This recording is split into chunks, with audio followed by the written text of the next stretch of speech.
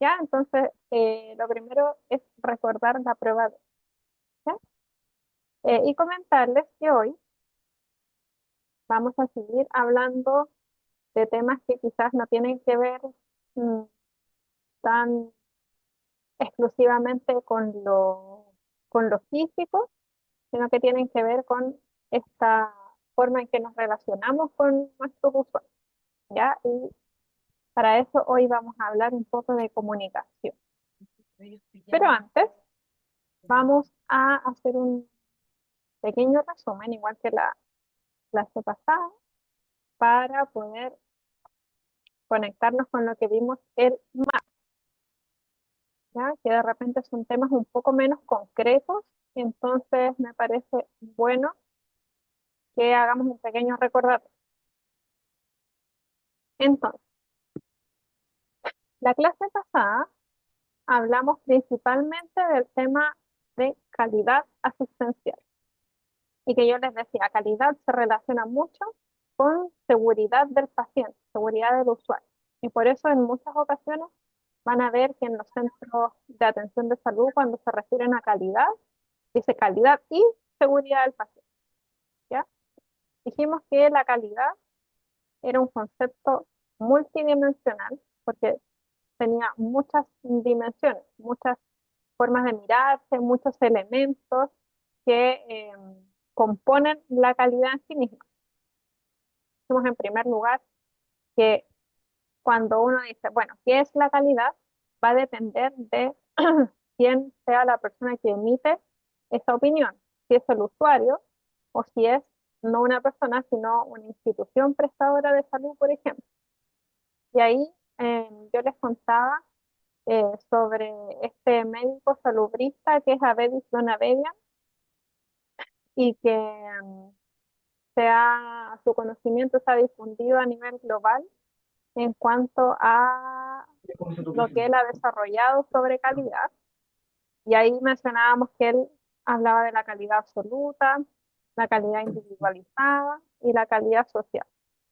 Y que también diseñó una forma de medir y poder mejorar eh, la calidad. Y para eso él hablaba de estructura, proceso y resultado de la calidad. ¿Se acuerdan que yo les decía, eh, por ejemplo, que el resultado era el impacto final que se veía, ¿cierto?, en el tema salud, el proceso tenía que ver con todo lo relacional y la estructura tenía que ver con los recursos humanos y la experiencia, la pericia que tenía este recurso humano para poder desarrollar su labor, así como también los recursos materiales con los que se contaba. Y todo eso, ¿cierto?, podía ser evaluado y por lo tanto después podía ser mejorado, ¿ya? Entonces, esta forma de medir y mejorar la calidad se la debemos a este señor. También mencionamos que la OMS hace su propia definición de calidad, y ahí yo les decía que se queden, ojalá, en la mente con esta última parte de la definición, que tiene que ver con lograr el mejor resultado en temas de las intervenciones que se hacen en pro de la salud del paciente, con el mínimo riesgo de efectos iatrogénicos y la máxima satisfacción del paciente con el proceso. Y ahí se nos sumaba un nuevo concepto que era la satisfacción usuaria o la satisfacción del paciente, que lo vamos a ver aquí. Entonces, después hablamos un poco sobre este modelo que adopta el Ministerio de Salud de Chile en el año 2013, en donde eh, que se llama Modelo de Atención Integral de Salud, por eso MAIS, y que en el fondo define la forma en que los prestadores de salud se deben o deberían relacionar con las personas, las familias y la comunidad, siendo el usuario el centro, o sea, como el más importante en cuanto a la toma de decisiones en los procesos de atención. ¿Ya? Y ahí yo les hablaba del consentimiento informado, ¿cierto? Que uno como usuario puede aceptar o puede no aceptar someterse a un procedimiento, a una intervención quirúrgica, a algún examen, etcétera. Porque se pone al paciente como un sujeto activo en la toma de decisiones, no solamente como un sujeto que recepciona y asume sin cuestionamiento lo que el equipo de salud le dice, sino todo lo contrario, que tiene poder de decisión. Pero para poder decidir, tiene que informarse. Entonces, ahí yo les decía la importancia de que los profesionales de salud, que todos los que trabajan en contacto con pacientes o personas que requieren cuidado, podamos informar el lenguaje claro, comprensible, etcétera. ¿Ya? Dijimos también que este modelo de atención integral tenía una mirada integral, es decir, tanto de lo biológico, lo psicológico, lo social, lo espiritual, ¿cierto? Y también sociocultural, es decir, que también integra y trata de incorporar las creencias de los distintos grupos, eh, culturales que existen en nuestro país y también inmigrantes. Y buscar el mejor estado de bienestar posible a través de una atención que sea integral, ya lo dijimos, que sea oportuna, es decir, que la atención se dé cuando, en el momento que se necesita y no después, que tenga un alto estándar de calidad y que sea resolutiva, es decir, que resuelvan el problema por el cual esta persona se contactó con la atención de salud. Hablamos también de satisfacción usuaria, ¿cierto? Que dijimos que en el fondo la satisfacción usuaria va a depender de la medida en que el paciente ve satisfechas las expectativas que tenía de la atención, si se cumplió lo que él esperaba. Entonces, si el paciente esperaba, no sé, por ejemplo, que se le atendiera rápido, que se le diera solución, que se le diera un buen trato, eh, que no sé, que el lugar fuera, no sé, cómodo, por ejemplo. eh, si esas eran sus expectativas y el lugar era así y la atención era así, va a haber satisfacción usual. Pero si esas expectativas no se cumplen, vamos a tener un usuario que va a estar insatisfecho con la atención. Entonces, en este contexto también hablamos de lo que tiene que ver con el trato y el trato digno, que en el fondo se le trate como una persona y no como una enfermedad, no como, no como la neumonía, como el pie diabético, no, es una persona que está afectada por una situación de salud, pero que también tiene una situación familiar, una situación psicológica, una situación económica, necesidades espirituales, sociales, etc. Entonces, acá se daban algunos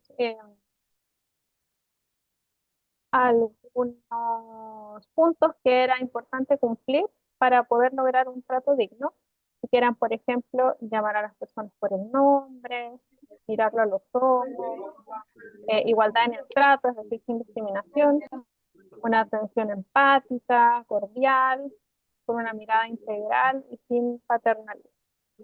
¿Ya? Y para finalizar, estuvimos viendo lo que es la ley de derechos y deberes del paciente, que es esta ley 20.584, y que decíamos que rige para todo establecimiento, ya sea del sistema público o del sistema privado, que tiene una carta, que es esta imagen en donde se ven los derechos y los deberes con una frase corta, ¿cierto? Asociada a una imagen, y que tenía que estar en lugares, como decía acá, visibles, de alto flujo, y que cuando hay un incumplimiento a esta ley se puede denunciar. ¿Y a quién se denuncia? A la Superintendencia de Salud y, bueno, la Superintendencia de Salud evalúa, ¿cierto? Y puede solicitar que se tomen ciertas medidas, ¿cierto? Y si estas medidas no se cumplen, pueden haber sanciones. Eso fue lo que hablamos principalmente la clase pasada. Entonces, ahora que estamos como un poco más en contexto con esto, vamos a ligar lo que es la calidad con el tema de hoy. Y el tema de hoy es, eh, buenas tardes, decía Elena por el chat, buenas tardes. Bueno, el tema de hoy es la comunicación. Vamos a partir con lo que tiene relación con comunicación para la calidad, como dice. Entonces,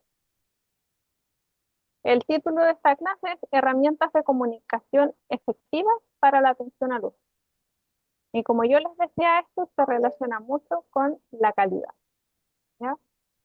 Como dice acá para partir, los modelos de calidad, es decir, como los protocolos o las estrategias que se diseñan para poder dar una atención de calidad, experimentan cambios que plantean a la información, lo que yo les decía recién, como recurso vital de la organización para adaptarse al mercado y establecen la necesidad de participación, de contar con el capital humano, sus conocimientos y sus aportes para generar un mejoramiento continuo.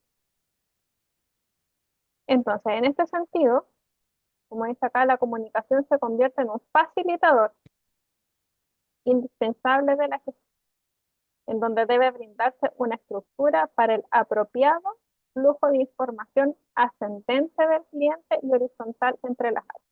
¿Qué quiere decir esto? Que en el fondo, en, para que se logre una atención de calidad, es fundamental que la transmisión de la información sea adecuada, ¿ya? Porque cuando la información no se transmite bien, empiezan a haber fallos. Y estos fallos pueden afectar distintas áreas, ¿ya? Como puede ser la comunicación entre los profesionales que atienden a un paciente, la comunicación entre los profesionales que atienden y los otros profesionales de apoyo, o la comunicación de todo este equipo con el paciente.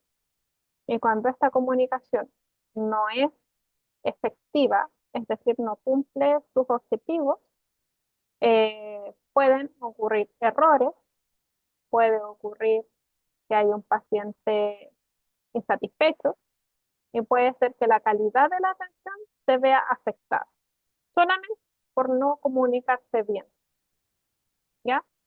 Entonces, cuando uno trabaja con personas, no solo con personas enfermas, no con personas. Por supuesto que con personas enfermas es aún más desafiante porque es una persona que quizás emocionalmente no está eh, con la estabilidad necesaria a veces para poder escuchar, eh, por ejemplo, malas noticias o escuchar eh, una información que viene en un lenguaje complejo o escuchar mucha información a la vez, ¿cierto? Pero todos los que trabajamos con personas deberíamos saber de comunicación y cómo comunicarnos de la mejor manera. Entonces, antes de seguir leyendo, yo les quiero mostrar una imagen que cada vez que me toca hablar de comunicación, yo la muestro, porque tiene el micrófono abierto. A ver,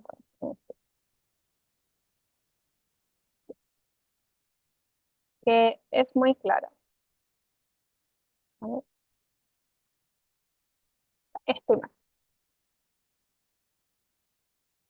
Muchas veces uno quiere decir algo y uno piensa que solo con el hecho de decirlo debería quedar claro.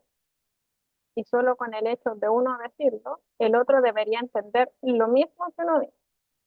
Pero la mayoría de las veces no es así, ¿ya? Porque la forma en que uno se expresa, ni siquiera todas las veces es igual a lo que uno está pensando.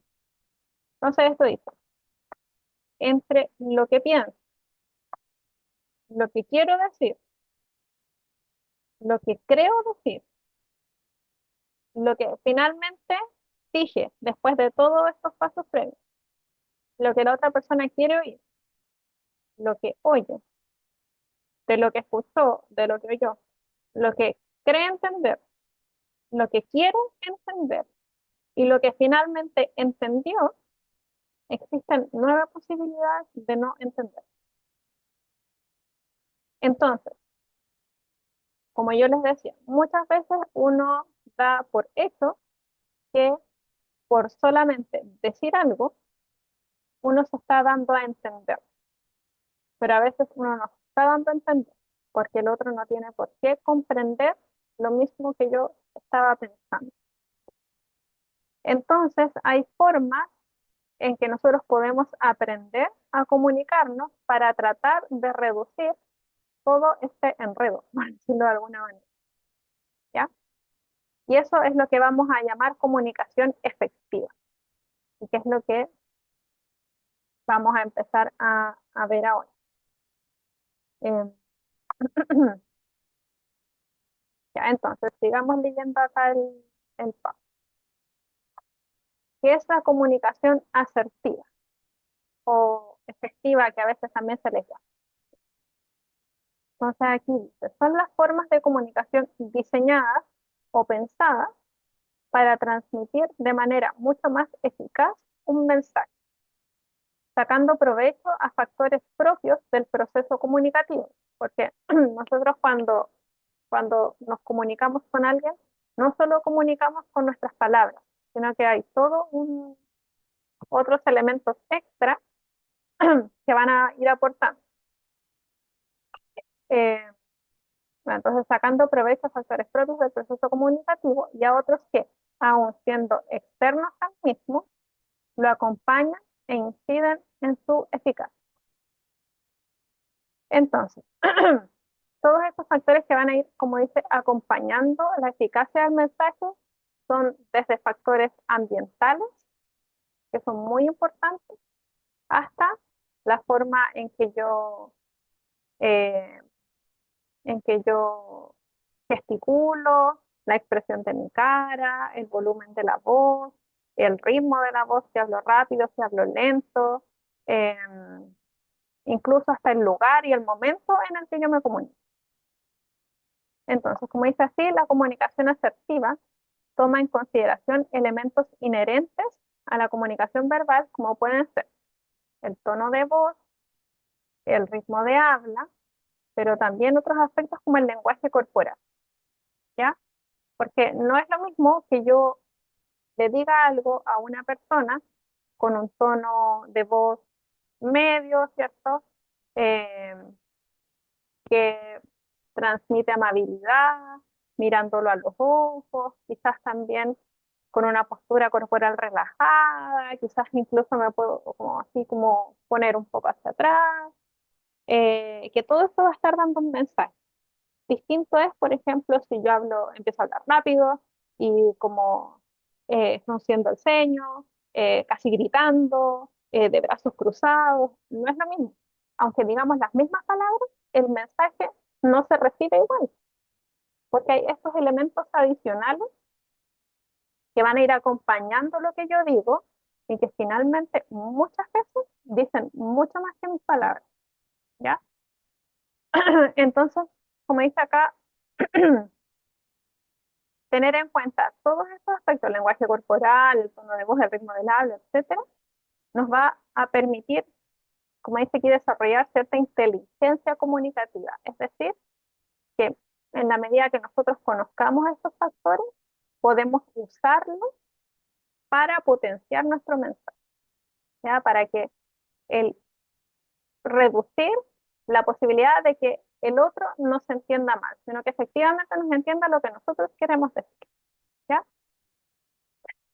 Como dice acá, para que el emisor, o sea, en el emisor vaya una mejoría sustancial de su capacidad para darse a entender, para dar a entender su mensaje. Entonces, ¿qué características tiene esta comunicación asertiva?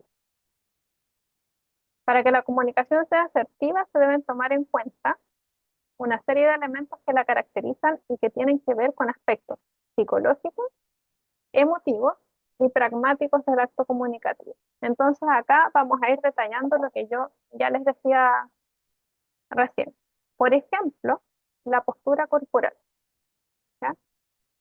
La forma en que disponemos nuestro cuerpo eh, va a transmitir mucho, ¿ya? Como dice acá, un posicionamiento del cuerpo al hablar que sea abierto, franco, va a generar confianza en el interlocutor, es decir, en la otra persona con la que yo estoy hablando, ¿ya? Mirar al otro al hablar es clave para él, ¿ya?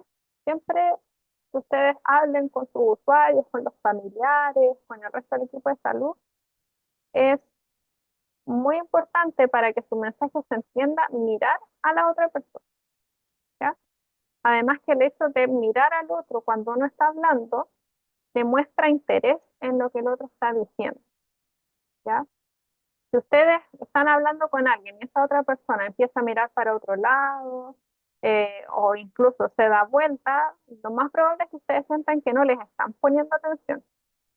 Entonces, cuando nosotros nos propongamos aplicar todos estos elementos para poder darnos a entender bien, es súper importante mirar a la otra persona en primer lugar, ¿ya? Lo otro, la gestualidad. Los gestos con que acompañamos el habla pueden jugar a favor, reforzando o acompañando lo dicho, o en contra, transmitiendo lo contrario a lo que decimos o incluso distrayendo al que nos está escuchando. Por ejemplo, es súper, yo creo que a todos nos ha pasado en algún momento de la vida que estamos hablando con alguien, algún tema desagradable, como alguna discusión, y la otra persona nos dice, no sé, no, si no estoy enojada.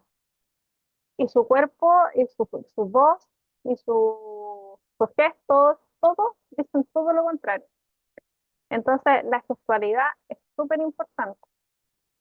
Por eso, muchas veces pasa que, por ejemplo, ahora con esto de que todos nos comuniquemos muchas veces por WhatsApp, eh, a veces uno escribe algo, pero el otro no siempre lo entiende como uno quería que se entendiera, porque no están los gestos, no está el tono de voz, no está el mirarse.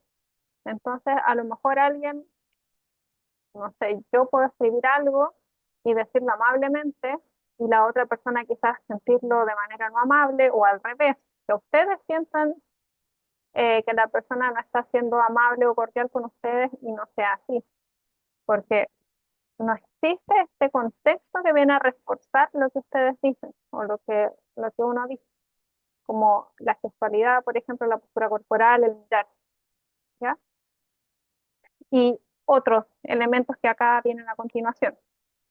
Por ejemplo, lo que se llama la articulación del lenguaje, que es cómo se articulan o cómo se pronuncian las palabras, ¿ya?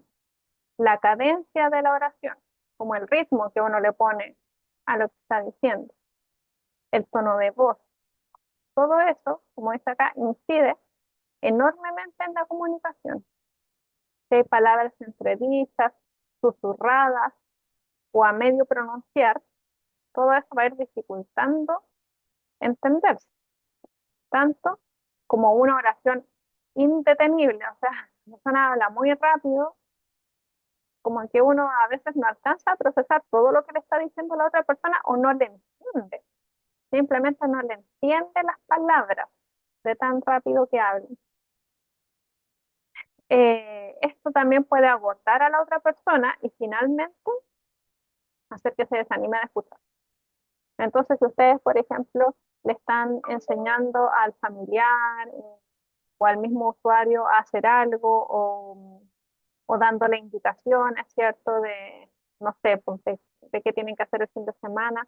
Si ustedes hablan y hablan y hablan rápido y rápido y una cosa tras otra, lo más probable es que a la mitad del discurso o ya se hayan aburrido de escuchar o no le entiendan, pero el mensaje no se va a transmitir bien.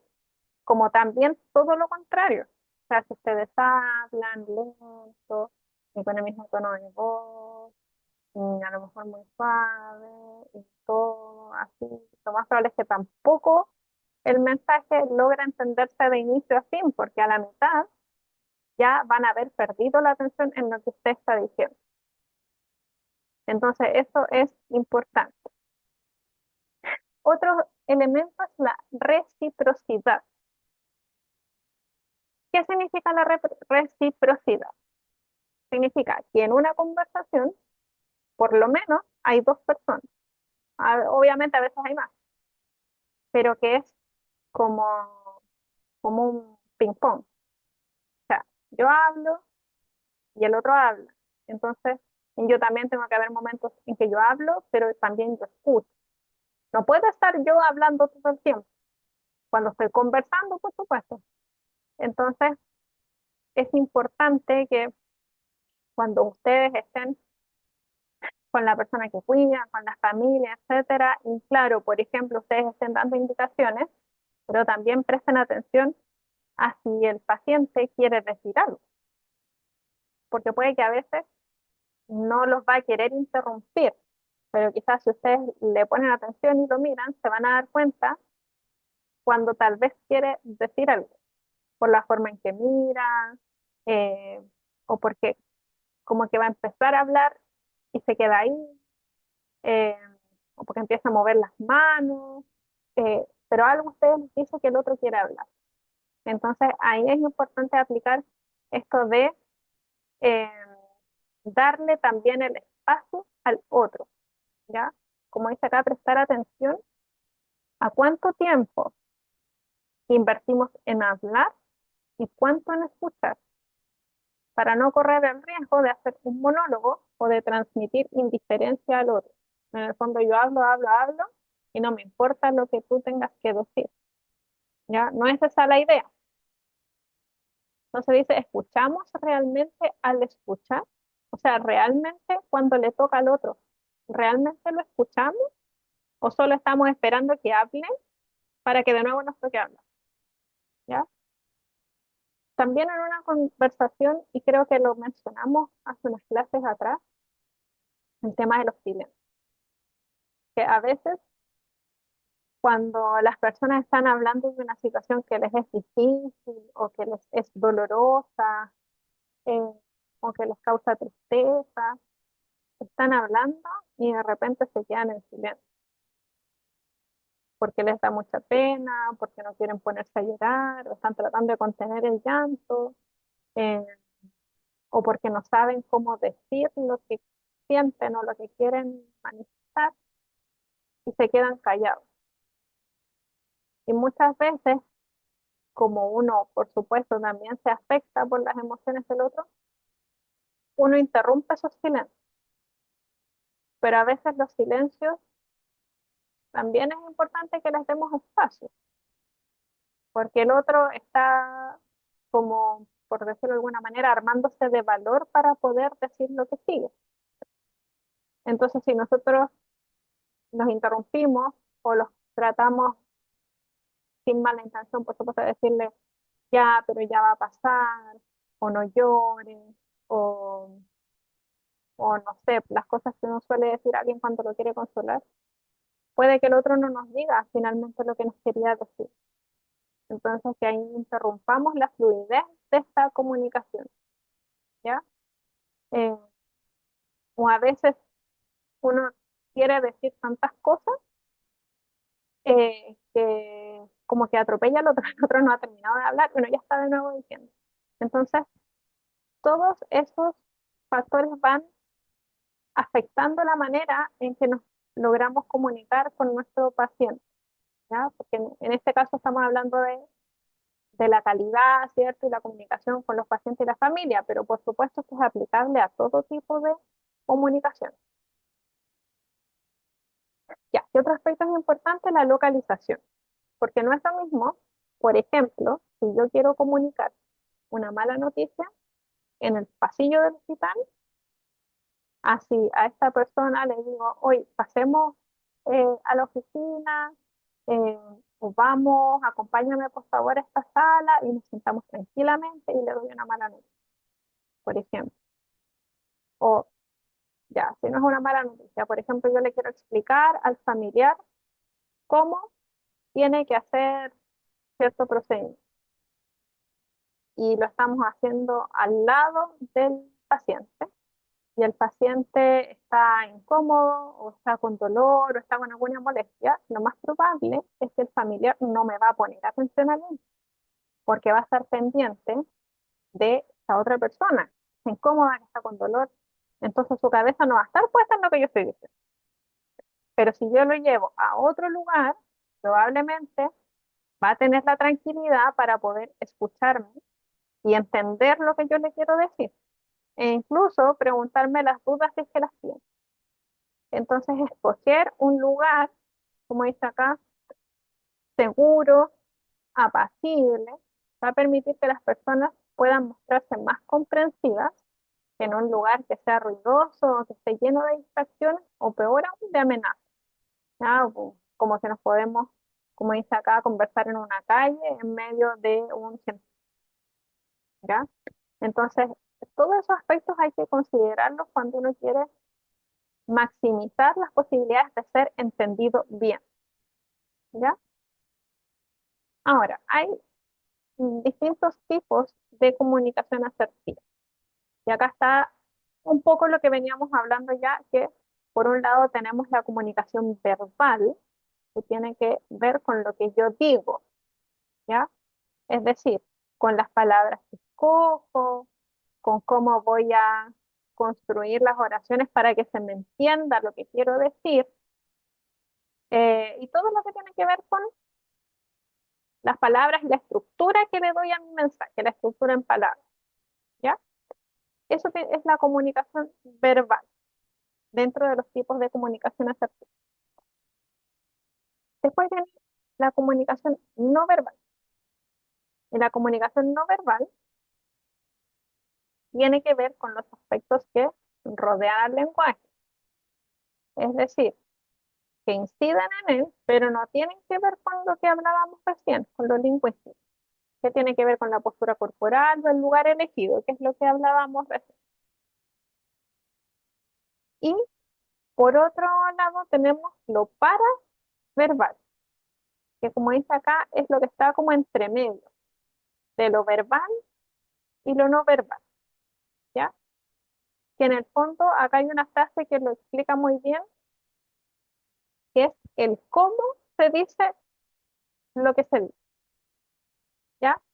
Por ejemplo, como mencionábamos hace un rato, el tono de voz, el ritmo con el que hablo, cómo voy a articular mis palabras, ¿ya? Eso es lo paraverbal. Entonces tenemos estos tres tipos de comunicación asertiva, la verbal, la no verbal y la paraverbal, ¿ya? Entonces, también en este contexto es importante tener en cuenta que para que un mensaje sea bien entendido, lo ideal es que pase directamente de quien quiere comunicar una situación a la persona que lo tiene que escuchar. Porque mientras más eh, interlocutores tengamos entre medio, más se va a ir desvirtuando el mensaje, ¿ya? Entonces, por ejemplo, si ustedes tienen que transmitirle una situación específica a otra persona, pero que no les ocurrió a ustedes, que les ocurrió a un otro, sería ideal que sea el otro quien estructure el mensaje. Por ejemplo, que lo escriba, porque a lo mejor me lo va a decir y yo cuando lo tenga que transmitir, puede que yo no haya entendido bien, puede que yo me acuerde de la mitad de las cosas y entre que yo quizás no me acuerdo bien o que no lo expreso con las mejores palabras, este tercero va a entender otra cosa, que no era la que la persona que a mí me contó quería decir. Entonces, también hay que ser cauto con eso. Ya, por ejemplo, si, no sé, eh, a ustedes les toca que mientras están cuidando a su paciente, les viene el equipo de visita del CESFAM, por ejemplo, y le quiere dejar un mensaje a los familiares, que no están, pero está usted. Entonces lo ideal es que usted pida que ese mensaje quede por escrito, porque a lo mejor usted se lo van a decir, usted a lo mejor no va a entender bien, o se le va a olvidar, o a lo mejor se confunde, no se le olvida, pero después se confunde. Entonces, todas estas cosas como que acompañan a lo que uno dice son súper importantes para que logremos entendernos bien. Y en relación a esto último, yo les quiero mostrar un video, dos videos, pero vamos a ver si sí, puede que alcancemos. Em,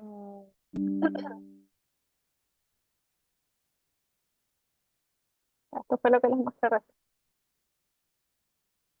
Este juego yo creo que todos lo hemos jugado alguna vez, pero muestra muy bien cómo un mensaje, en la medida que va pasando de una persona a otra, se va desvirtuando.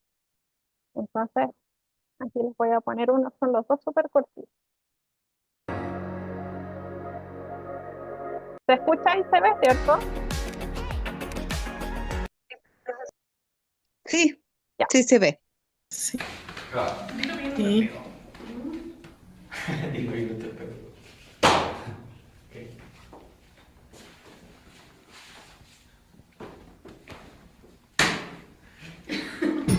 Te toca, no, te toca tierra. Te toca la tierrita. Que toca tierra, te toca tierra. Te faltó, te faltó. Oh.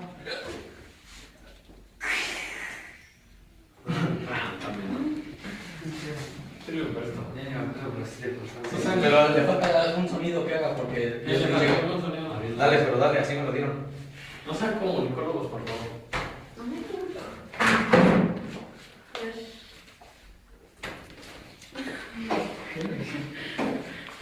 Muy mal. Bro, Sari se equivocó. Ya, entonces se fijan, No, estoy con mi profesora ¿Por qué? porque estoy estudiando. alguien escucha que está ahí hablando con un bebé. Eh, entonces se fijan que el mensaje inicial, y eso que ni siquiera era con palabras, era solamente con mímica, pero el mensaje inicial llega completamente distinto al final. Aquí hay otro ejemplo de lo mismo.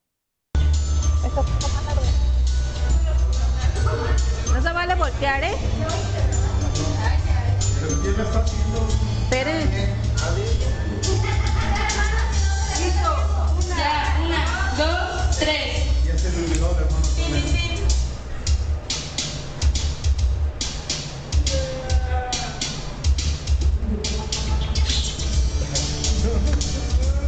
Tiempo. Tiene 15 segundos para hacer química. Está corriendo su tiempo. Sí, sí, sí.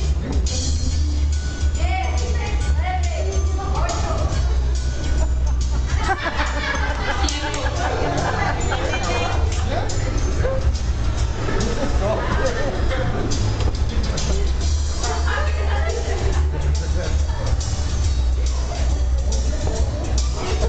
Tiempo. Sí, sí, sí.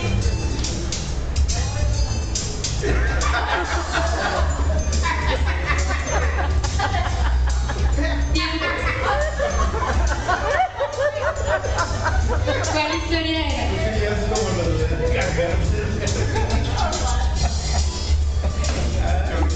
Lo voy a cortar porque ya después pero se fijan que incluso sin que nosotros hablemos, o sea, el mensaje se desvirtúa, llega nada que ver al final. Entonces, si a eso le sumamos palabras, o sea, lo que uno puede querer transmitir es una cosa, pero finalmente lo que escucha el otro y lo que entiende el otro, y así vamos pasando, desvirtúa completamente los mensajes, ¿ya? Em, Ya, y acá les dejé otro video, pero que si ustedes después lo quieren ver porque es un poco más largo, sobre algunos aspectos de la comunicación no verbal y cómo algunos gestos que nosotros hacemos pueden en la mayoría de los casos, demostrar alguna emoción o alguna actitud o alguna condición, ¿ya? Y reforzando lo que hablamos recién de comunicación asertiva, les quiero mostrar esta otra cosa.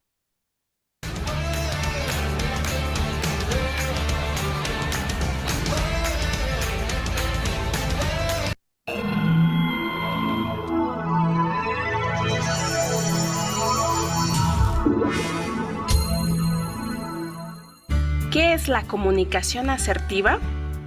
La comunicación asertiva consiste en la capacidad de expresar sentimientos, ideas u opiniones. De manera confiada, reduciendo la posibilidad de generar un conflicto. Implica, entre otras cosas, la habilidad para expresarte sin dejar que intervengan juicios o preconcepciones sobre las personas o hechos. Asimismo, requiere de un profundo respeto por las personas con las que te comunicas y establecer que tú también esperas ser respetado. Lo contrario, a un estilo de comunicación asertiva sería una persona que evita el conflicto a cualquier precio. Trata de tranquilizar a los demás expresándose con disculpas continuas, temor o ansiedad. Sin la posibilidad de externar sus sentimientos, pensamientos o creencias. Y, en caso de lograr expresarlos, se siente culpable o con resentimiento. También existe un estilo de comunicación agresiva, en donde las expresiones se enfocan principalmente a dañar o lastimar a la otra persona en lugar de abordar el tema central de interés. Por ejemplo, mostrándose rígido, culpando a los demás, reaccionando exageradamente, emitiendo críticas constantes, no reconociendo sus errores, insultando o ridiculizando a su interlocutor. Por ello, la asertividad implica comunicarse a favor de nuestros derechos, sin pisotear los derechos de los demás, capacidad para pedir favores, expresar sentimientos positivos y negativos, así como para decir no, sin experimentar sentimientos de culpa. Analiza tu manera de comunicarte. ¿Es asertiva?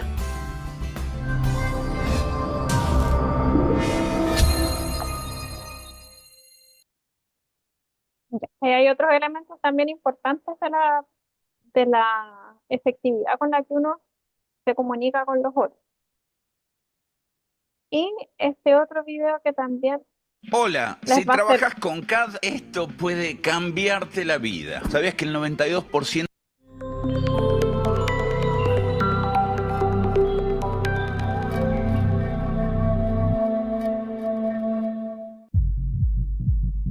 Como bien sabemos, la comunicación es la herramienta principal para crear conexiones con nuestro alrededor. A través de ella podemos transmitir e intercambiar mensajes, expresar opiniones, posiciones, puntos de vista, sentimientos, pensamientos, emociones, entre otros.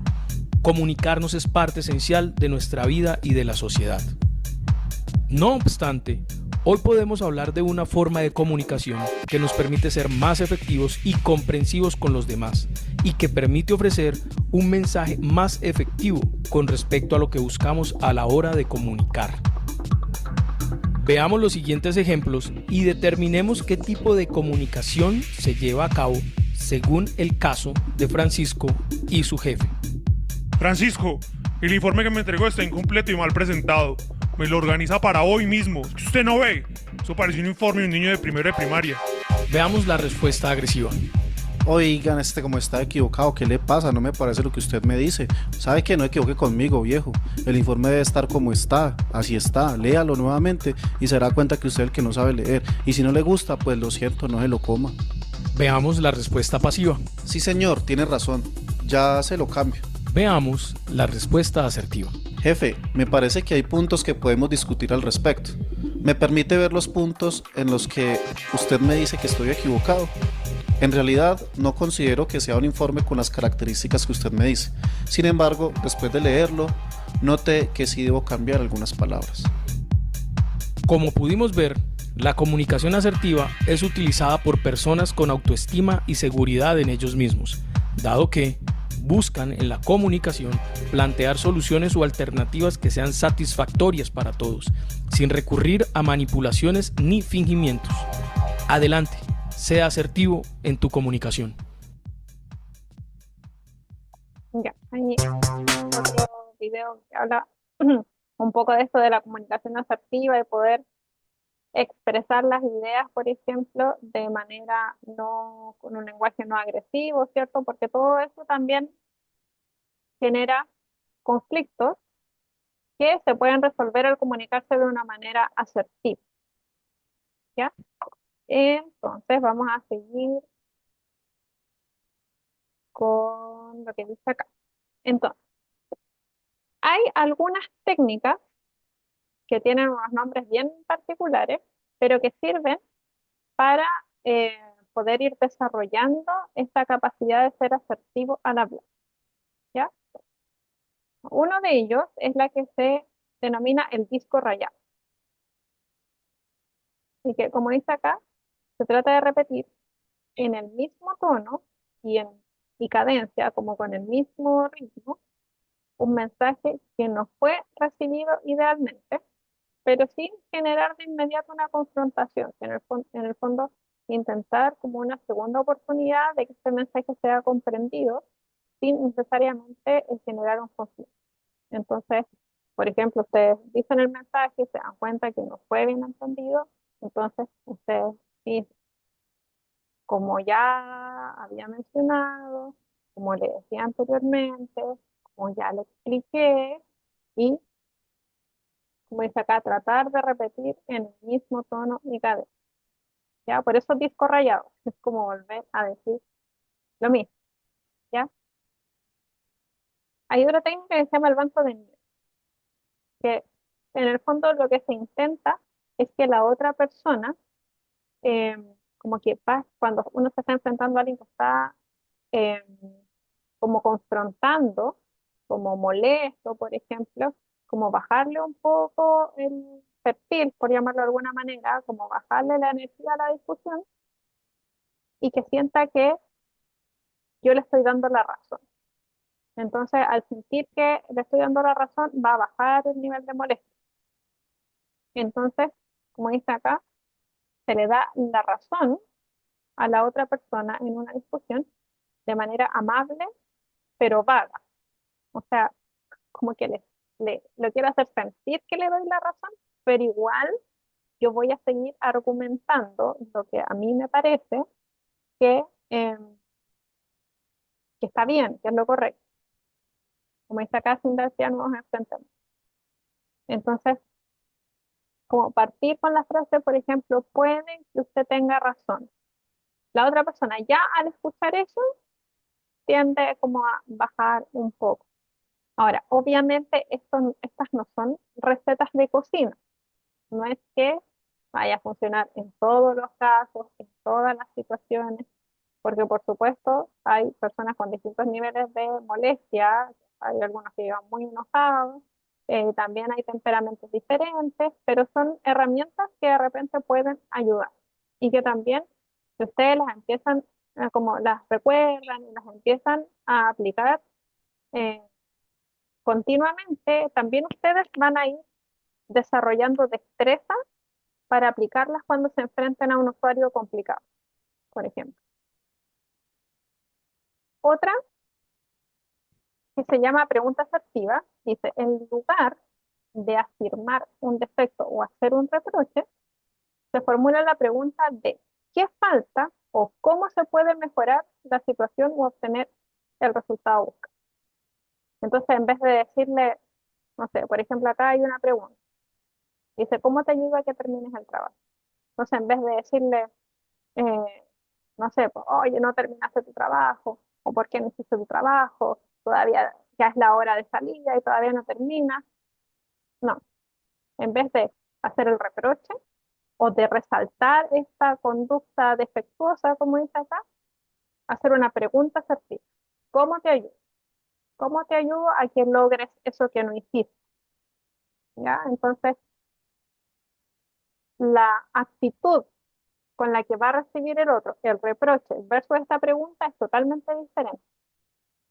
Y eso, por supuesto, abre como un camino para poder finalmente llegar a una solución. Lo otro, hablar desde el yo. Siempre será mejor enunciar las cosas desde la subjetividad que afirmarlas como verdades absolutas. Es decir, lo que yo pienso o lo que yo siento no necesariamente es lo que es correcto o la verdad absoluta, ¿ya? Eh, es mejor decir, yo no estoy de acuerdo, que decir, tú estás mal o tú estás equivocado, ¿ya? Tú puedes decir, yo no comparto tu opinión, ¿ya? A mí me parece que no es así. En vez de decir, eh, como les decía, tú estás equivocado, tú estás mal, ¿ya? Eh, es lo mismo que, por ejemplo, eh, cuando ustedes están discutiendo, estás en un plano más cercano con alguna persona de su familia, por ejemplo, y, y no sé, pues te dicen, no sé, pues que tú me haces enojar. Entonces, claro, no es que la otra persona esté como necesariamente esforzándose en hacerlo enojar, sino que le puede decir, lo que a mí me pasa con lo que tú haces es que yo me siento enojada. O sea, hablando desde el yo, no desde lo que tú haces, sino de lo que yo siento con lo que tú haces. Son maneras distintas, ¿ya? Porque nadie puede venir a cuestionar cómo usted se siente, porque cómo usted se siente lo sabe solo usted. Entonces, usted dice, yo siento que esto no es lo mejor, yo siento que no es lo correcto, es su opinión, por lo tanto nadie se la puede cuestionar. Y así podemos comunicarnos de una manera más asertiva, ¿ya? Dice acá, ejemplo de comunicación asertiva. Un usuario ofuscado reclama a un funcionario de salud. Este último elige cómo decir las cosas para no frustrar más al cliente, poniéndose todo el tiempo de su lado y escuchando su reclamo con atención y seriedad, añadiendo pequeñas frases de acompañamiento que hagan saber al cliente que no es su culpa directa, sino que él está allí para ayudarlo a solucionar el inconveniente. Ahora, hay que reconocer que cuando uno está con un paciente molesto, enojado, eh, no siempre uno tiene la claridad mental para aplicar eso, pero en la medida que uno lo empieza a hacer de a poco, como que después va saliendo natural, pero por supuesto que al principio no es fácil, ¿ya? Em, ya, y de la mano de esta habilidad para poder comunicarse efectivamente con el otro, aparece el tema de la empatía, ¿ya? Acá dice la empatía y el desarrollo de emociones positivas que aseguren un servicio de calidad. Como dice acá, hoy el trabajo se desarrolla en interacción, ya sea física o ya sea virtual con otros, por lo que los trabajadores o equipos de trabajo despliegan recursos personales que les permiten hacer frente a las demandas que el trabajo exige. Y uno de los recursos personales específicos relacionados con competencias emocionales y sociales es la empatía, ¿ya? Sobre todo en el trabajo con personas enfermas o de cuidado, ¿ya? Porque nosotros estamos a cargo de cuidar, de acompañar, de satisfacer necesidades de un otro que está en desventaja frente a nosotros, porque está con una situación de salud, porque está con una situación psicológica, etcétera. Elena, no hay problema. Estaba leyendo el chat. ¿Ya? Entonces es una persona que lamentablemente se encuentra en desventaja, ¿ya? Por lo tanto, con mayor razón tenemos que desarrollar la empatía en nuestra forma de comunicar. Dice, la empatía es la capacidad de ponerse en el lugar del otro, mediante la manifestación de respuestas afectivas y no afectivas. Existen dos enfoques contrapuestos. El cognitivo, como lo del procesamiento mental, que tiene que ver con comprender las emociones del otro, como con detectar qué emoción está sintiendo, que no siempre es fácil, a veces es obvio, pero a veces no entendemos bien qué es lo que le pasa al otro. Si es molestia, si es tristeza, si es dolor, si es frustración, a veces no es tan claro. Entonces, esa es una parte, lo cognitivo, que nosotros podamos descifrar cuál es esa emoción. Y lo otro es el afectivo, que es la reacción emocional que tenemos nosotros frente a esta otra persona que está experimentando esta emoción. ¿Ya? Entonces nosotros, como observadores de este usuario, tenemos dos procesos, el cognitivo de poder descifrar lo que le pasa y lo que nos pasa en nuestras emociones. ¿Ya? La empatía desempeña un papel central como recurso clave y favorece la disposición prosocial de las personas. Es decir, que la empatía nos sirve para que nosotros nos conectemos con otros, ¿ya? Así como el desarrollo de resultados organizacionales saludables. Es decir, a las organizaciones, a los grupos les hace muy bien que nosotros podamos conectarnos y conectar con lo que a otros les sucede. Entonces, ahí sí. La empatía, cuando nosotros la experimentamos, tiene dos formas en que nosotros nos puede afectar. Nos puede afectar de forma negativa o nos puede afectar de forma positiva. Nos afecta de manera negativa cuando nosotros tenemos exceso de empatía, porque finalmente nos conectamos tanto con las emociones del otro que nosotros nos terminamos cansando emocionalmente, lo que se llama burnout o síndrome de burnout, ¿ya? Que cuando nosotros estamos agotados emocionalmente, vamos a disminuir la satisfacción con lo que hacemos, ¿ya? Como dice acá, los profesionales que trabajan con personas, así como nosotros, tienen más posibilidad de agotarse a nivel emocional, como consecuencia del esfuerzo emocional y exceso de empatía. En, en la interacción con usuarios del servicio, por ejemplo, pacientes, clientes o alumnos. Es frecuente, cuando a uno le pasa eso, es frecuente que baje la calidad de su trabajo, una disminución del desempeño, y que aparecen molestias psicosomáticas, que tienen que ver con que lo que a mí me pasa en mi salud mental, lo expreso en mi cuerpo, como por ejemplo, que es muy típico, el colon irritado. Yo me estreso y me duele el cuerpo, por ejemplo. O yo me estreso y me duele la cabeza. O yo me estreso y me duele acá en la zona del estómago. O yo me estreso y siento palpitación. Esas son psicosomáticas, porque vienen de lo psicológico, pero se expresan en el soma, es decir, en el cuerpo. ¿Ya? También puede traer depresión y otros efectos del estrés a largo plazo. Pero también la empatía tiene efectos positivos, ¿ya? Porque, eh, como yo les decía, la empatía nos ayuda a conectar con los otros. Entonces, contagiarnos emocionalmente nos permite comprender de mejor manera lo que al otro le pasa. Es un elemento indispensable para el desarrollo de la inteligencia emocional. Implica la percepción y la comprensión tanto de mis emociones como la de los. Otro aspecto importante para hacer frente a las demandas sociales en el trabajo son otras emociones positivas como el entusiasmo, la satisfacción, la alegría. Ya, por ejemplo, aquí mencionan un estudio que se hizo en profesionales de la salud y que mostró que las emociones positivas en el trabajo se relacionan también de manera positiva con la experiencia de vinculación emocional en el trabajo. ¿Ya? En el fondo, la vinculación tanto con mis pares como con mis pacientes o con los familiares de ellos. Existe un impacto positivo recíproco de las emociones positivas y recursos personales, de tal manera que las experiencias momentáneas de las emociones positivas pueden construir recursos psicológicos duraderos y espirales de ganancia en el tiempo. ¿Ya? Es decir, aunque tengamos nosotros pequeños momentos con estas experiencias emocionalmente positivas, eso que nosotros vamos a experimentar no va a ser momentáneo, puede ser duradero, y que en el fondo a largo plazo nos va a producir bienestar emocional. Por lo tanto, estas emociones positivas, como dice acá, nos benefician a a nuestros pacientes, a nosotros como cuidadores, como profesionales de la salud, a nuestro equipo y a la organización donde trabajamos. ¿Ya?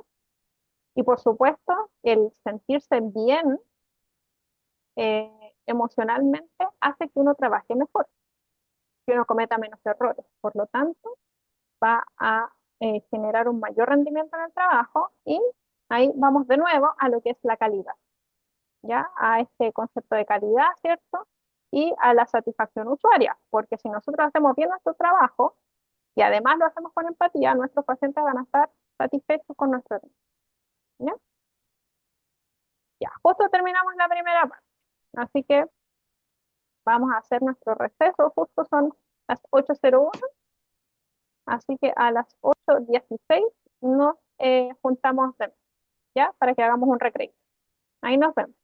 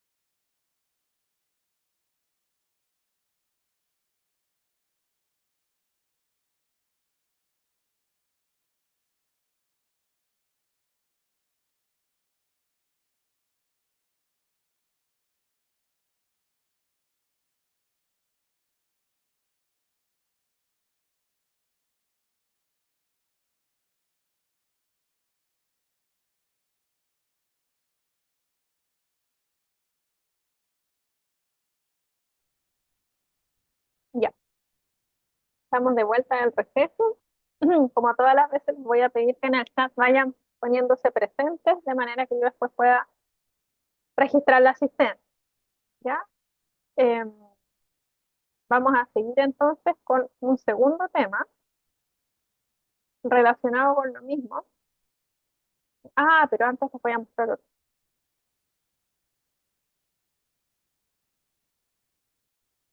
Se me había olvidado que les tenía este video de la empatía. Ya. Este video es para hacerlos reflexionar sobre lo que ven y lo que sienten las personas a las que nosotros ay, atendemos.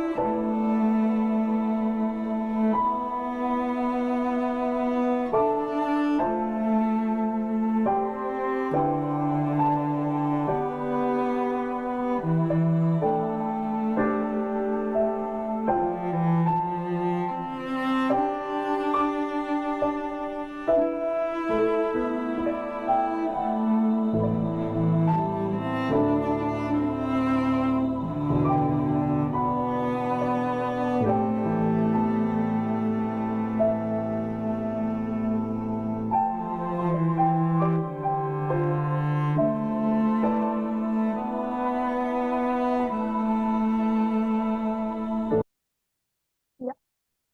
Entonces, en el fondo, como dice acá, a veces nosotros vemos a las personas con las que nos relacionamos, sin embargo, no podemos, con solo mirarlos, saber lo que ellos están viviendo.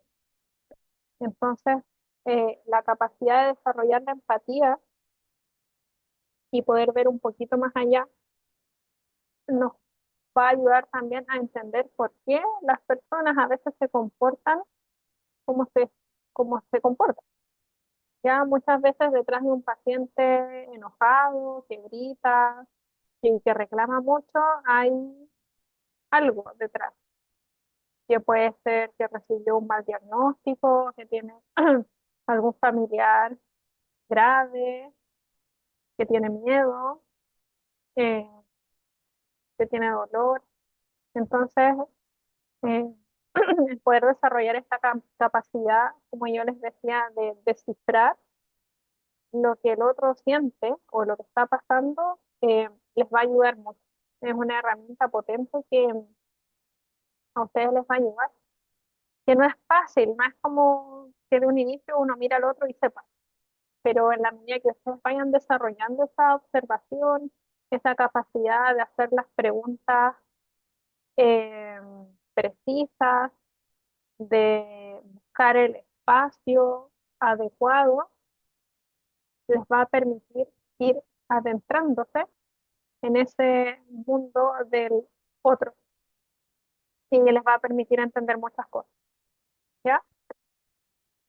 Ahora, en ese mismo contexto que yo les decía de quizás un paciente enojado, molesto, es que viene el siguiente tema, y que tiene que ver con cómo manejar de cierta manera las quejas y los conflictos a los que nos enfrentamos con nuestros pacientes, o a veces no con los pacientes, sino con los familiares, ¿ya?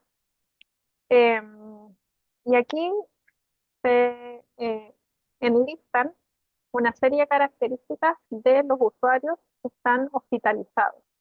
Pero esto también lo podemos extrapolar a la situación que viven ustedes con pacientes que están, por ejemplo, en, en un centro de la Rosalía, en su mismo hogar, pero que dependen del cuidado de otra persona, ¿ya?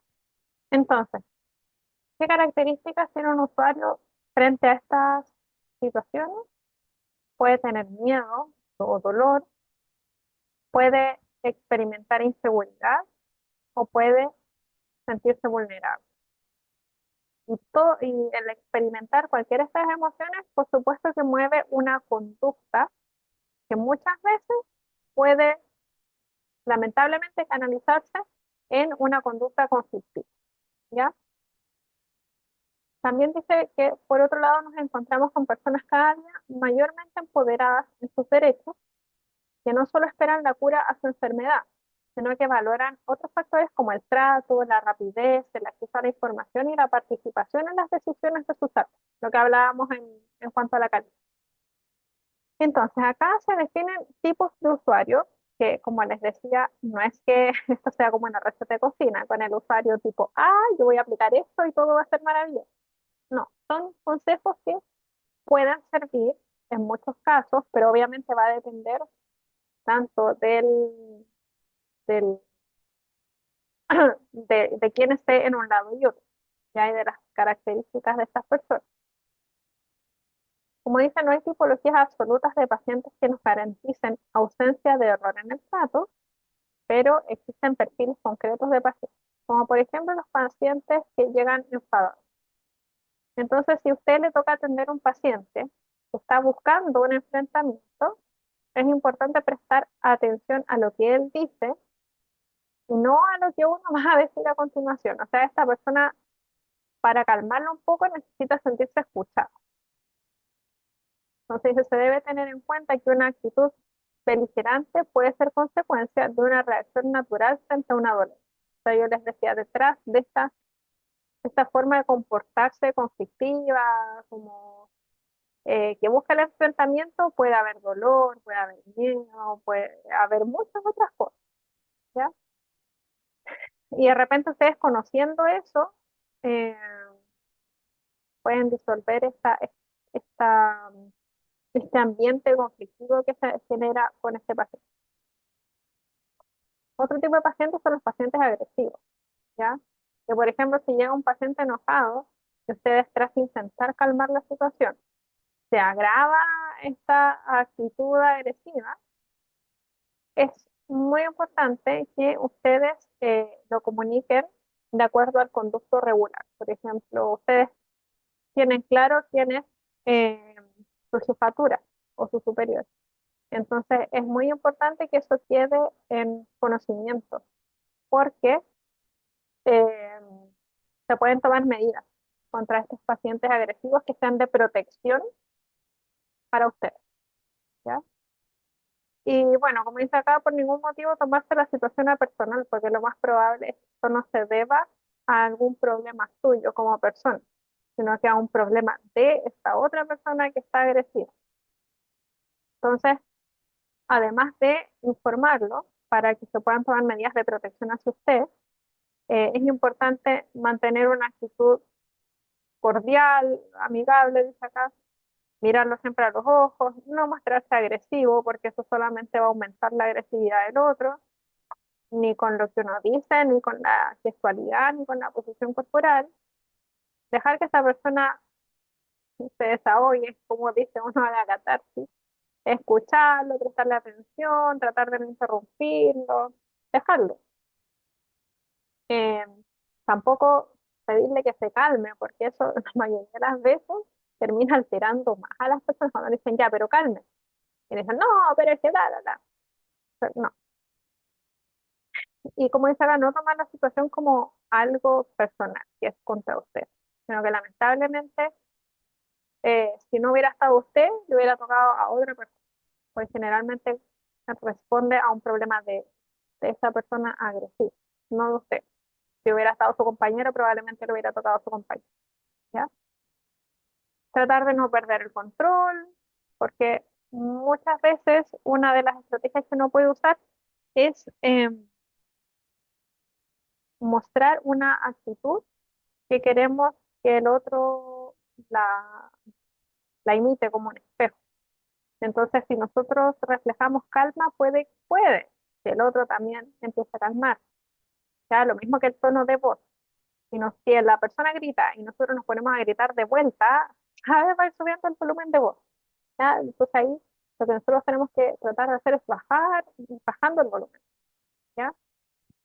Usar frases como dice acá como entiendo, lo comprendo, eh, claro que sí, por supuesto, que en el fondo demuestran que usted está siendo consciente, como que está entendiendo lo que le pasa al otro y eso también puede ayudarlo a reducir su molestia. Eh, si es que es posible y que si es que está en sus manos, entregar alternativas de solución, porque muchas veces puede que no esté en sus manos ofrecer alternativas, porque no es parte de su responsabilidad o de las atribuciones que usted puede tomarse, ¿ya?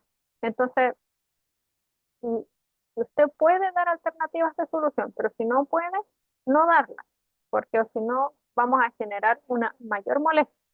Entonces, como dice acá, comprometerse solo con lo que se pueda cumplir, ¿ya? Ahora, si usted no puede dar alternativas de solución, eh, lo más probable es que haya otra persona que sí pueda darle, como puede ser su jefatura, su superior.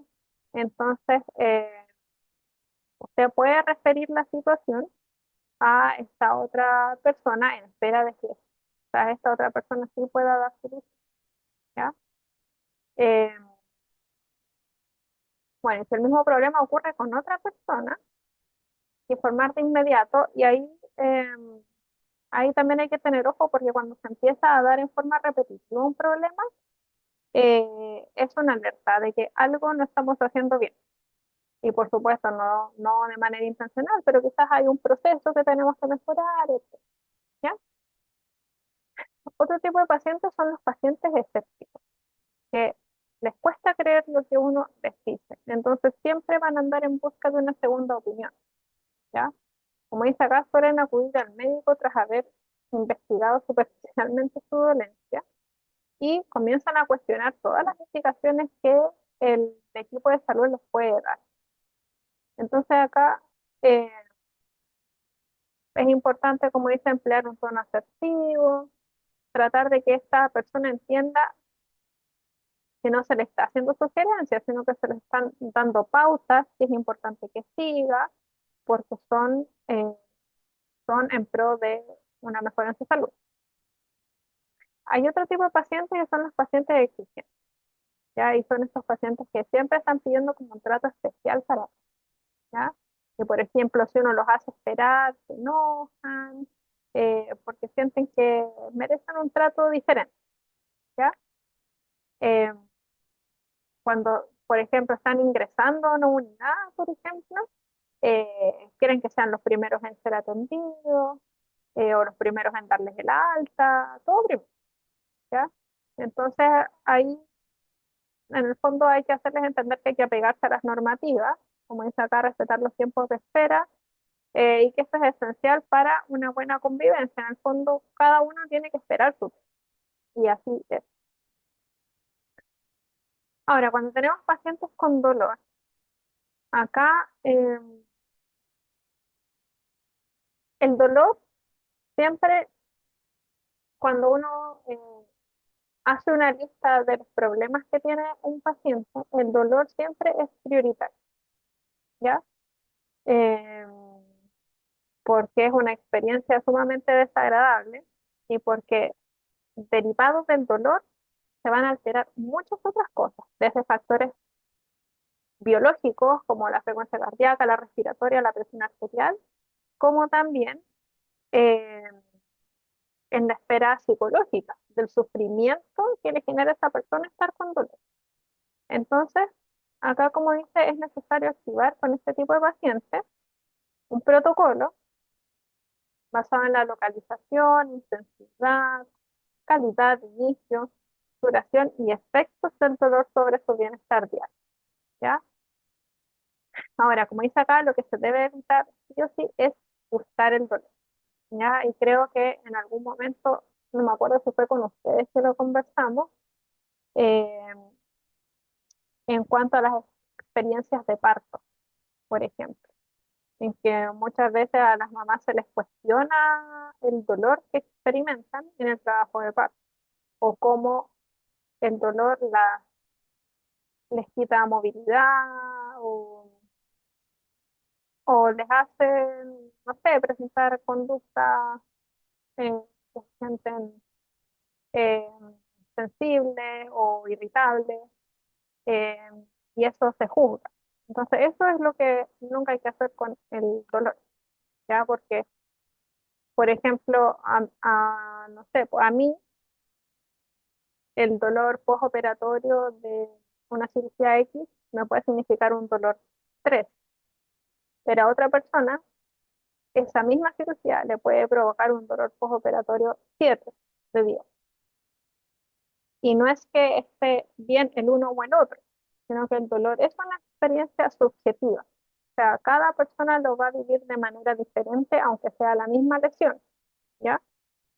Entonces, en general, eso es como el abordaje que hay que tener presente. Y que siempre manejar el dolor es prioritario. También hay pacientes que son catalogados como exagerados, ya como, por ejemplo, acá casos en que la magnitud de la queja no corresponde con la gravedad de la enfermedad.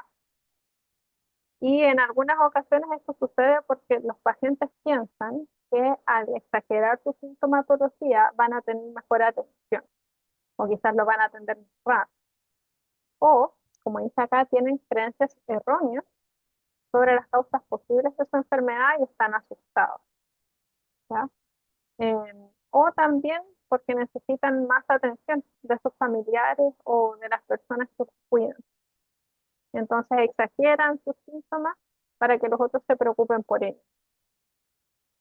Entonces, en esos casos, lo que hay que hacer es poder acoger estas quejas, estas demandas, demostrarles que se les está prestando atención, que se les está tomando en cuenta, y hacer las preguntas necesarias para poder indagar en qué es lo que esa persona cree sobre su enfermedad, sobre su tratamiento, sobre su pronóstico, etc. ¿Ya? Y para que esto se pueda dar, es importante, como dice acá, brindar al paciente seguridad y que en el fondo se sienta en un ambiente de confianza para que pueda él expresar sus creencias, etc. Y por último tenemos el paciente valiente, que es el que siempre dice, no, no me duele, no, yo estoy bien. Eh, entonces, se consideran a sí mismos como admirables, dice acá, por tener conductas como de autocontrol. Pero esto puede ser eh, puede constituir un riesgo, porque esconder la sintomatología puede esconder, valga la redundancia, la gravedad del cuadro clínico, ¿ya? Eh, este tipo de pacientes, como dice acá, suele no cumplir las indicaciones de tratamiento y someterse a riesgos que pueden poner en peligro la evolución de la enfermedad e incluso de su vida. Entonces es importante explicarle claramente las limitaciones y los cuidados que tiene que tener, los riesgos que va a correr si no cumple el tratamiento, que es importante que sea optimista, pero realista también, eh, recompensarlo mediante frases amables, elogios, cuando hace algo bien respecto a su tratamiento, por ejemplo, cuando sigue bien la pauta de alimentación, cuando se toma los remedios en los horarios que corresponde, siempre estarlo como retroalimentando para que se siga sintiendo motivado a hacer. Y cuando se detecta un incumplimiento, eh, conversar con él, también con la familia y ver qué es lo que está pasando con eso y ver cómo podemos corregir, ¿ya? Ahora, en cuanto a los conflictos, hay distintos tipos, ¿ya? Como también hay distintas alternativas de solución. Entonces, como dice acá, el conflicto es una situación de confrontación de dos o más protagonistas en los cuales hay una confrontación de interés, ¿ya? Eh, entonces, acá dice, hay tres tipos o tres formas de conflicto. Uno son los conflictos reales, ya que como el nombre lo dice, las personas involucradas presentan diferencias de algún tipo que han intentado solucionarlo, pero no lo han logrado. Pero también hay conflictos que son irreales, en donde efectivamente hay una situación confrontacional, pero es debido a un malentendido o a una mala interpretación. Y que en el fondo, resolviendo este malentendido o mala interpretación, el conflicto se resuelve. En el fondo no existía un conflicto, no existía un malentendido. Y por otro lado tenemos el conflicto inventado, que es cuando un malentendido o una mala interpretación deliberadamente se utiliza para generar un conflicto. ¿Ya? Como dice acá, puede iniciarse como una simple broma, un juego, o incluso por el deseo de dañar a alguien. ¿Ya? Entonces, ahí tenemos los tres tipos de conflictos. También se pueden diferenciar los conflictos en si son personales o si son materiales, ¿ya? Cuando son personales, como el nombre lo dice, tiene que ver con la relación que se da entre dos personas. Pero cuando son materiales, eh, derivan de una diferencia de intereses en cuanto a un beneficio, en cuanto a algo material, ¿ya? Ahora, las causas que pueden estar llevando a estos conflictos pueden ser problemas de distinta índole, ¿ya? Como dice acá, problemas de relación, eh, debido a comportamientos inesperados o inapropiados, a prejuicios, etcétera. También hay problemas por preferencias o creencias, que como dice acá tienen una connotación un poco más emocional porque tiene que ver con que no se comparten valores o creencias que pueden impedir, ¿cierto?, que dos personas puedan relacionarse de manera positiva. También hay problemas de información, cuando las personas tienen diferentes percepciones de algo y eso impide que se pongan de acuerdo y finalmente se genera un conflicto. Cuando hay intereses y necesidades que no son compatibles, ¿ya?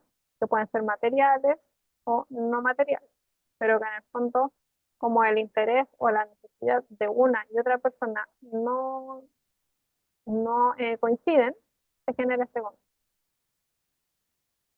Y por otro lado, conflictos de estructura, que como dice acá, se refieren a los roles que se asumen en una relación, a la simetría o asimetría de poder, ¿ya? Por ejemplo, cuando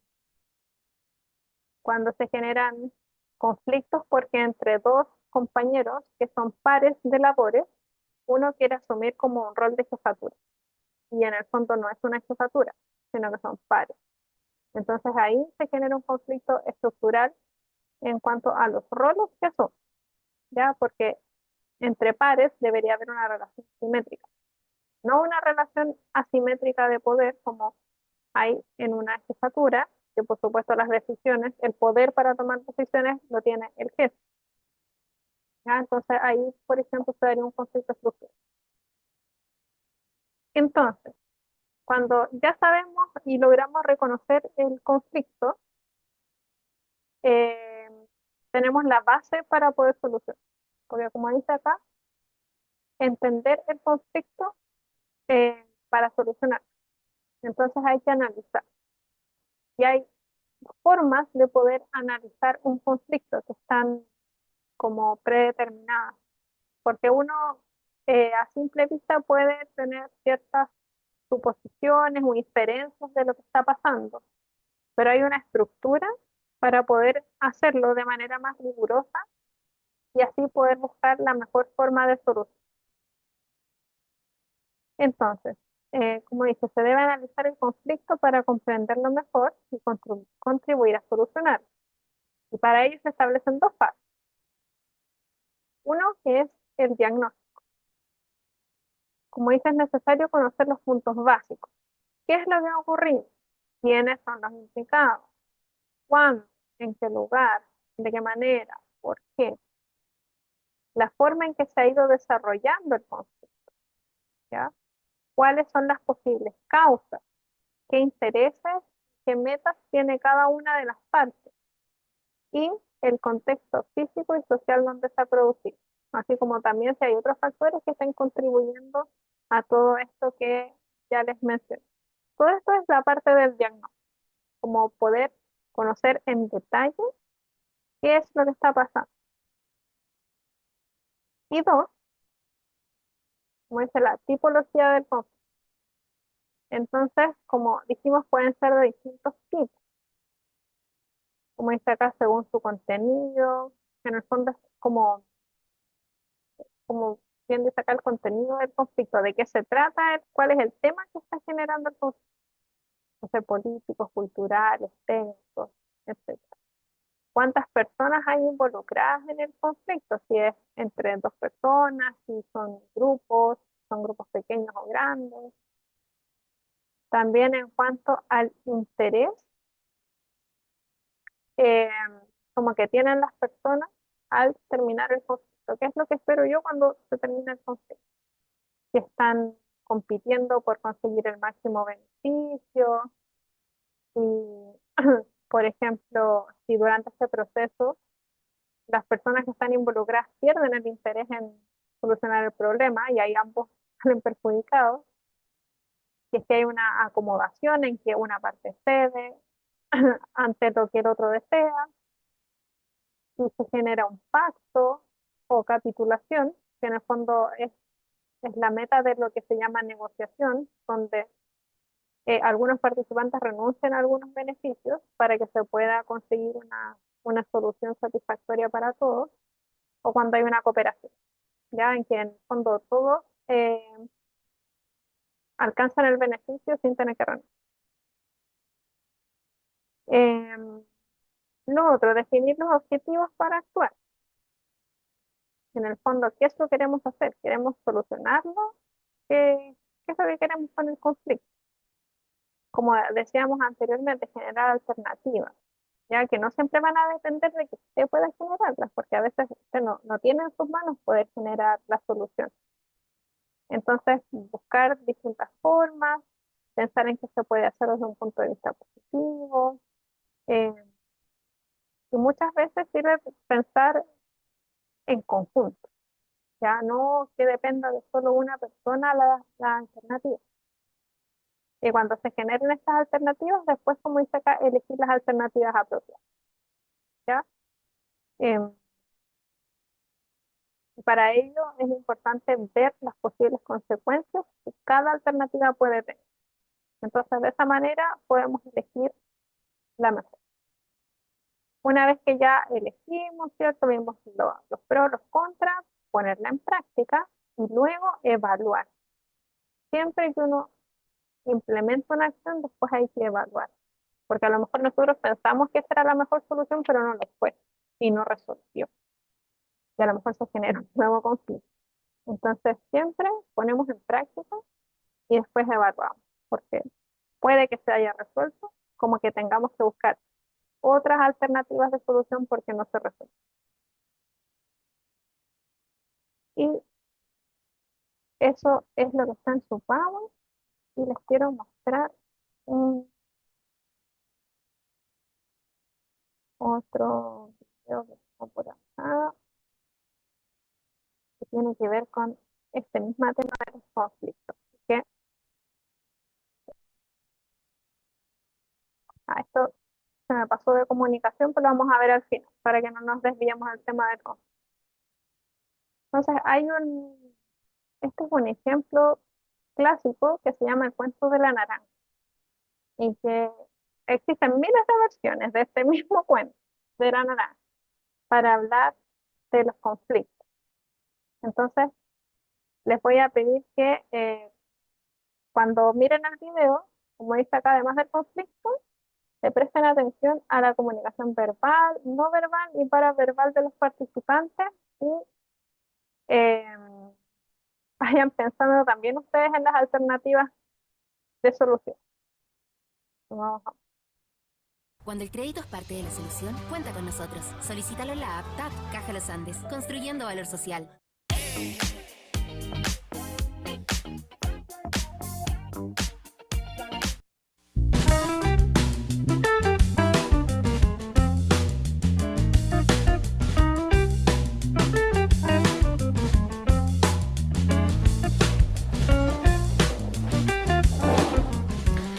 Me han dicho que os habéis peleado. ¿Qué ha pasado? Dame la naranja. Que no, que es mía. No, que sí, la quiero yo. Es mía. Que la quiero yo. Es mía. Basta.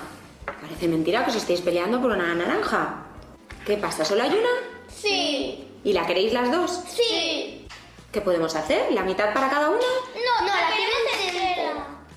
No, pero buscamos una solución. Un sorteo.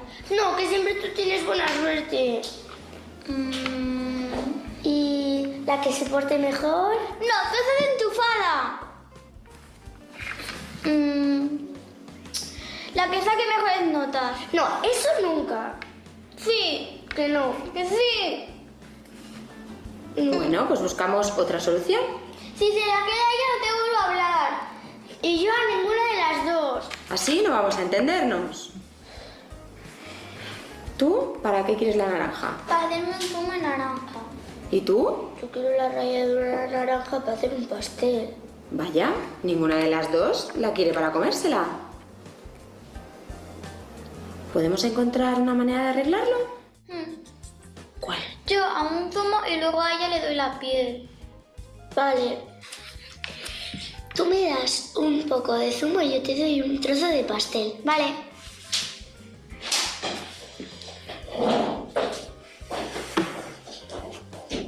Niñas, la naranja.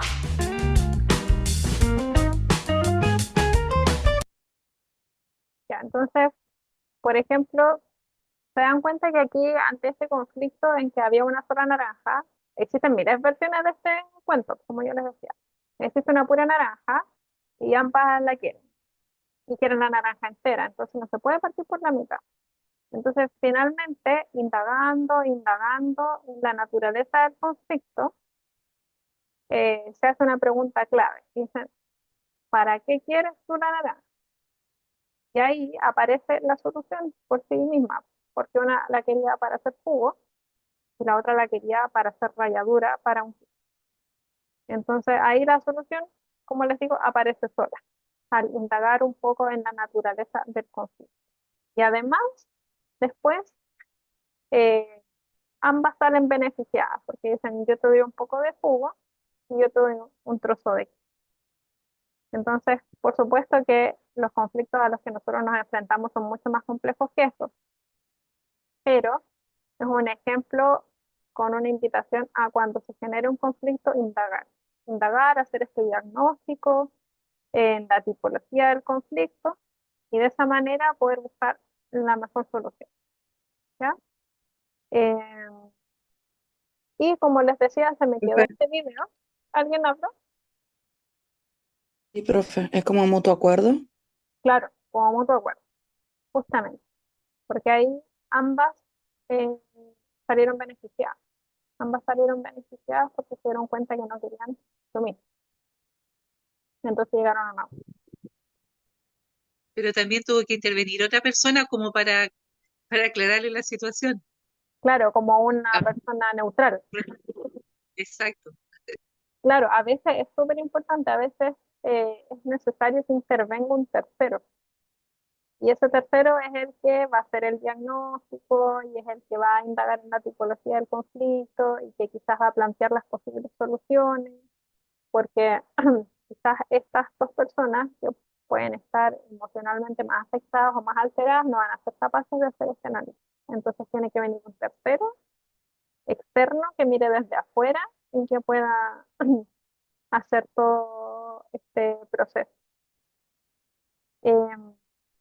Ya, entonces como les decía, se me quedó este video, el primer tema que vimos, que tiene que ver con la comunicación.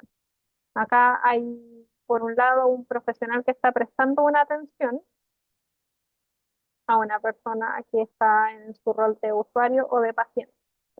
Entonces, por favor, pónganle atención, como les puse acá, a este tipo de comunicación.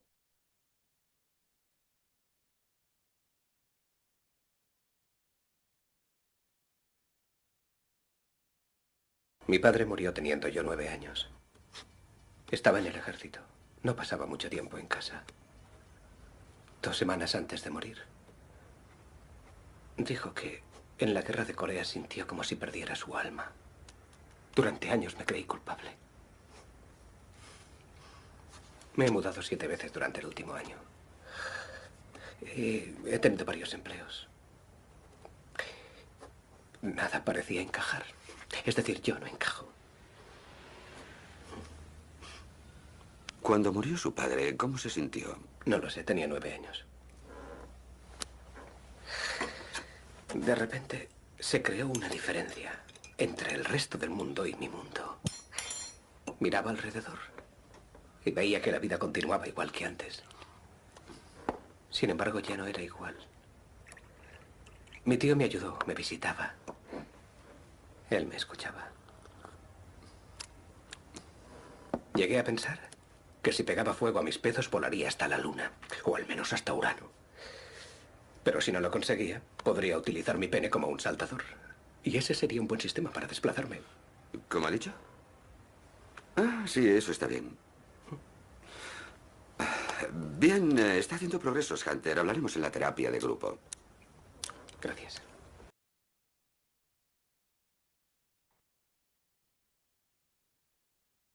Ya. ¿Qué opinan de la forma en que este médico se relaciona con su paciente? Le importaba bien poco lo que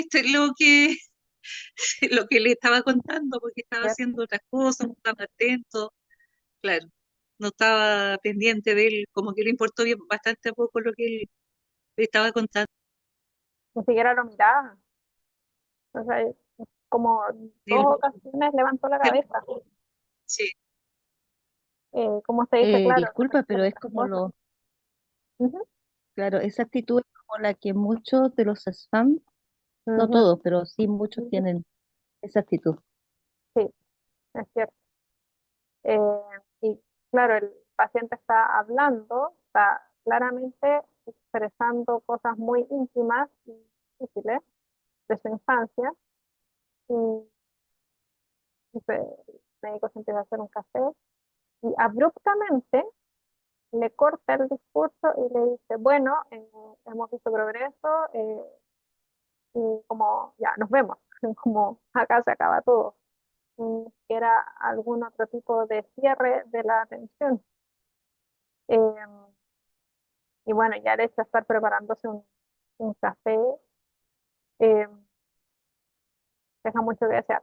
Ahora, en ciertos contextos en donde uno quiere generar, por ejemplo, un ambiente más de confianza con el paciente, no tendría nada de malo que uno se esté preparando quizás un tecito, un café, pero mirando al otro, haciendo pausas, poniéndole atención, quizás, como le digo, en otro contexto, dentro de las miles de situaciones en que uno trabaja con pacientes, podría incluso invitarlo a un té y usar esa herramienta como un medio para generar un ambiente como de cercanía, pero no de esa forma, claramente.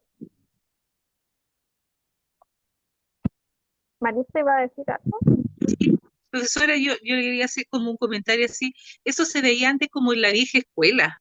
Los doctores antiguamente eran como más y más apáticos. Hoy en día, yo he visto cabros jóvenes que en este tiempo los cabros son más amables, son están más humanizados, saludan, son cordiales, pero de la vieja escuela, ahora, bueno, quedan re pocos, sí, pero antes era así, el trato era así.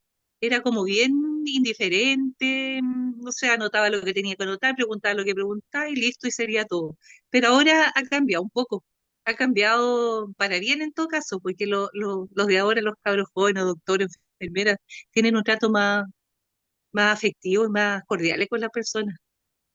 Sí, yo creo que va cambiando. Falta todavía, como dice Gisela, en algunos lugares todavía se ve esta atención como más distante y más fría, pero va cambiando, va, vamos mejor. Blanca iba a decir algo. Profe, yo sabía que ahora Buenas tardes. Dentro de las clases, ahora, o sea, dentro de lo que se estudia está este tipo de enseñar también esta parte como materia. Sí. La preocupación hacia las personas que atendemos. De hecho, ¿Cierto? Sí, sí, yo no esto mismo sabía eso. que estamos hablando ahora, a mí me tocaba enseñarlo en enfermería no, es en primero, en segundo año, en primer año. Esto mismo que estoy hablando con ustedes, pero que nos tomábamos como un par de clases, 2 o 3 clases, lo enseñábamos. Y el ser empático, el escuchar, el mirar a los ojos, el poner atención, eh, desde la forma de hablar, de expresarse, claro, ahora se enseña. Por ejemplo, a mí que yo entré a estudiar en 2002, 2003, me lo enseñaron, pero muy por encima. Pero cada vez es más, cada vez es más, porque se ve la importancia de hacer eso, porque si no, bueno, ahora que claro, se habla de calidad de satisfacción usuaria, ahí se puede medir, pero también se ven que obviamente los resultados en la salud del paciente eh, se notan con un trato diferente, que los pacientes adhieren más a su tratamiento, que, que evolucionan mejor, que comprenden mejor si uno se toma tiempo y si establece una relación de cercanía. Entonces, claro, se aborda, pero todavía falta, como dice Giselle, todavía falta. Este extracto también es de la película de Pachán, que es que todavía no la ven, para que la busquen y la vean. ¿Ya? Eso, bueno, con eso terminamos la clase de hoy. Yo ahora termino la clase y les habilito al tiro la prueba para que la puedan dar, que no entra a lo de hoy, no es de lo de hoy, es de ahí en la foto que mandó Kelly, sale, ya que es de las clases anteriores. Profe, ¿de qué materia es la que entra hoy día la prueba? Es lo que mandó, es una programa, pero es de úlceras por presión, creo, y farmacología, pues son las clases que vimos anteriormente. Pero si revisan el ¿Qué reporte, farmacología?